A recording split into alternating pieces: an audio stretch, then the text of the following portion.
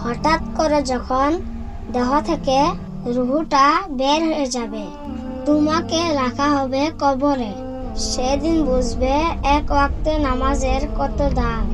খুব তো পরে আসো দুনিয়ার মায়ায়, নিঃশ্বাস বন্ধ হয়ে গেলে কেউ আপন ভাববে না তোমায়। ফজরে মানুষ ঘুমিয়ে থাকে, মুয়াজ্জিন ডাকতে থাকে, বলে আসসালাতু খায়রুম মিনান নাওম, ঘুম থেকে নামাজ উত্তম। এক কবরস্থানের পাশে লেখা ছিল, হে পথিক, একটু দাঁড়াও, আমাদের জন্য আল্লাহর কাছে একটু দোয়া করে যাও। আজ তোমরা যেভাবে আছো, গতকাল আমরাও সেভাবেই ছিলাম। আজ আমরা যেভাবে আছি, কাল তোমরা সেভাবে থাকবে।